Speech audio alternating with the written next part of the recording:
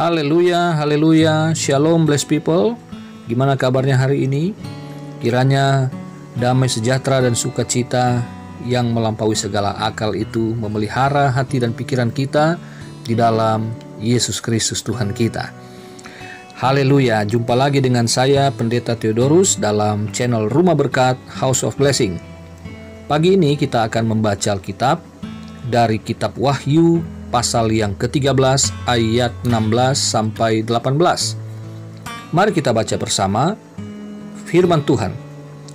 Dan ia menyebabkan sehingga kepada semua orang, kecil atau besar, kaya atau miskin, merdeka atau hamba, diberi tanda pada tangan kanannya atau pada dahinya.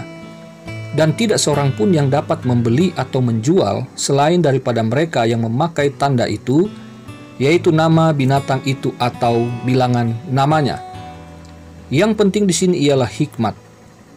Barang siapa yang bijaksana, baiklah ia menghitung bilangan binatang itu, karena bilangan itu adalah bilangan seorang manusia, dan bilangannya ialah 666.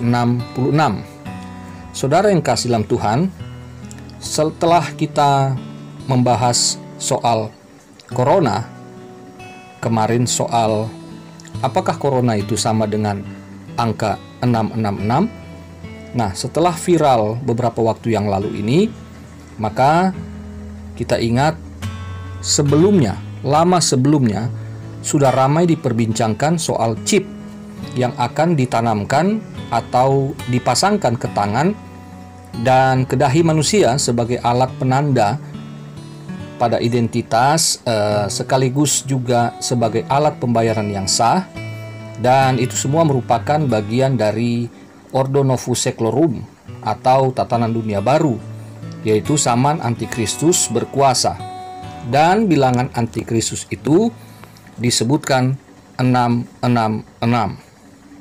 Nah, saudara yang kasih, secara singkat saya ingin sampaikan bahwa kita harus memahami kitab Wahyu itu masuk di dalam kelompok apokaliptik. Di dalam Perjanjian Lama ada kitab Nabi Daniel, dan khusus pasal 13 kitab Wahyu ini merupakan bagian 2/3 dari kitab Daniel itu. Apa yang dilihat oleh Yohanes sama seperti yang dilihat Daniel. Nah, Wahyu ini adalah kitab yang sulit ditafsir secara literal atau harfiah karena isinya penuh dengan bahasa simbolis. Martin Luther saja sebagai bapak reformator, dia menuliskan atau menafsirkan Alkitab dari Kejadian hanya sampai surat Yudas, tetapi ia tidak mau untuk menafsir kitab Wahyu karena bagi dia ini sangat sulit untuk dipahami. Nah, saudara yang kekasih dalam Tuhan, kita lihat angka 666 ini harus juga dilihat secara simbolis. Karena jika dipakai metode gematria, yaitu teori pemaknaan secara misterius atas angka dalam teks tradisional, maka akan didapati banyak antikristus dengan angka 666 di sepanjang masa atau sepanjang sejarah. Misalkan Kaisar Nero, bahkan Martin Luther sendiri pernah dikatakan antikristus, Paus Benediktus ke-9, dan bahkan Hitler, dan lain sebagainya. Jadi, antikristus menurut angka 666 ini masih bersifat spekulatif, alias tebak-tebakan di sepanjang zaman. Jadi, tiap ada zaman yang berubah, maka di sana ada teridentifikasi seorang antikristus menurut teori gematria ini. Nah, pertanyaan sekarang, apakah tanda di tangan dan dahi dapat ditafsir sebagai chip yang akan diimplan? Menurut saya, tidak. Mengapa? Karena ayat-ayat tersebut simbolis maknanya. Jadi penafsirannya harus simbolis juga. Saudara, mari kita bandingkan dengan hamba-hamba Allah yang di dahinya dimeteraikan Wahyu pasal 7 ayat 2 dan 3. Lalu kemudian kita lihat bahwa pengikut anak domba mereka juga di dahinya tertulis nama anak domba itu dan nama bapaknya.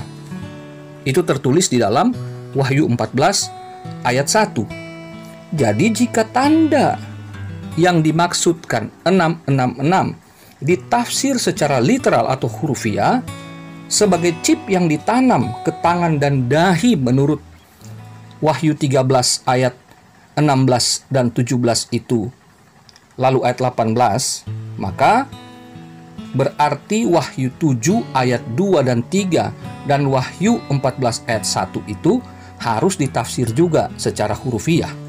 Tetapi tidak bisa begitu, karena bahasa simbolik harus ditafsir dengan simbol juga.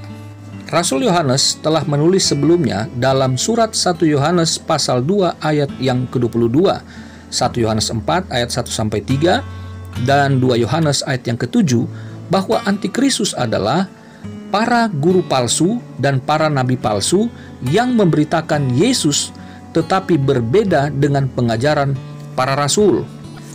Mengenai tanda yang diberikan di dahi atau di tangan, ini bukan pengajaran yang baru, karena jauh sebelumnya Tuhanlah yang telah menetapkan bahwa tanda di dahi dan tanda di tangan harus diberikan kepada orang Israel. Mari kita lihat. Dalam perjanjian lama, tanda di dahi dan di tangan itu telah diperintahkan Tuhan. Paling tidak 3 hal yang saya sampaikan di sini. Pertama, tanda itu sebagai pengingat perbuatan Allah sebagai pembebas Israel dari perbudakan Mesir. Ini dilakukan dalam rangka ibadah. Itu terdapat di dalam Keluaran pasal 13 ayat 9 dan ayat yang ke-16. Yang kedua, sebagai tanda umat yang mengasihi Allah dengan segenap hati dan dengan segenap jiwa dan dengan segenap kekuatan, yang kemudian harus mengajarkannya kepada anak-anak Israel. Hal ini disampaikan dalam Shema Israel. Ini merupakan pengakuan iman Israel. Yang ketiga, sebagai peringatan agar umat setia hanya kepada Tuhan. Ini dilakukan demi kelangsungan kepemilikan tanah perjanjian bagi Israel. Dengan demikian, tanda di dahi untuk mengingat dan tanda di tangan untuk melakukan apa yang Tuhan firmankan. Bagi kita di Perjanjian Baru, tanda di dahi dan di tangan itu merupakan satu cara berpikir yang baru dan bagaimana kita berperilaku yang baru ketika kita di dalam Kristus. Bagi kita umat Perjanjian Baru, apa yang menjadi tanda di dahi dan tangan di Perjanjian Lama yang saya bahas tadi, itu punya arti seperti berikut. Yang pertama, kita dibebaskan dari perbudakan dosa hanya oleh kasih karunia Allah di dalam Kristus. Yang kedua, kita dapat mengasihi Allah itu hanya karena iman. 3. Kita yang setia mendapatkan jaminan Yerusalem yang baru. Nah, ini yang menjadi bagian orang-orang yang telah diberi tanda. Saudaraku yang kekasih dalam Tuhan, apa yang kita baca, apa yang kita pelajari, sesungguhnya kita tidak berfokus kepada tanda 666 di dalam chip yang dapat ditanam di tangan atau ditanam di dahi. Tetapi yang menjadi fokus kita adalah apakah firman Tuhan yang saya dengar setiap hari, setiap waktu, itu saya renungkan, saya pikirkan, kemudian saya aplikasikan lewat perbuatan-perbuatan, lewat perilaku hidup saya sehari-hari. Saudaraku, inilah inti daripada apa yang diberikan tanda oleh Allah bagi kita semua, di dahi, di pikiran, dan di tangan lewat perbuatan dan perilaku kita. Sebagai penutup, karena waktunya singkat untuk membahas ini, maka mari kita membaca Wahyu 22 ayat 3-5. Maka tidak akan ada lagi laknat, tahta Allah dan tahta anak domba akan ada di dalamnya, dan hamba-hambanya akan beribadah kepadanya. Dan mereka akan melihat wajahnya, dan namanya akan tertulis di dahi mereka, dan malam tidak akan ada lagi di sana, dan mereka tidak memerlukan cahaya lampu dan cahaya matahari, sebab Tuhan Allah akan menerangi mereka, dan mereka akan memerintah sebagai raja sampai selama-lamanya. Jadi orang-orang yang punya tanda di dahi, itulah anak-anak Allah yang mengenal Yesus Kristus melalui pengajaran yang benar. Jadi gak usah kita takut akan chip 666, karena kita percaya bahwa Tuhan Allah yang disimbolkan berulang kali di dalam kitab Wahyu dengan 777 adalah kesempurnaan yang memenangkan kita, pribadi yang sempurna, yang tidak mungkin dapat dicapai oleh 666. Antikristus tidak akan pernah dapat mengalahkan kita ketika kita setia dan berlindung hanya kepadanya, di mana di dahi dan tangan kita ada materai namanya dan nama Bapanya, Anak Domba Allah, Yesus Kristus Tuhan kita. Selamat menjalani hari dengan penuh iman dan sukacita. Selamat berkarya meskipun masih di dalam rumah. Tuhan Yesus memberkati. Haleluya. Mari kita berdoa. Bapa di sorga, setelah kami dengarkan firman Tuhan, maka kami percaya dan bersyukur bahwa di hati dan pikiran kami telah termeteraikan nama Tuhan Yesus yang kami terima sebagai Tuhan dan Juru Selamat, di mana Roh Kudus menjadi materainya. Dan kami bersyukur akan kasih Bapa yang senantiasa memberikan kami damai, memberikan kami sukacita untuk menjalani hari-hari yang sukar, hari-hari yang begitu sulit kami lalui saat-saat ini.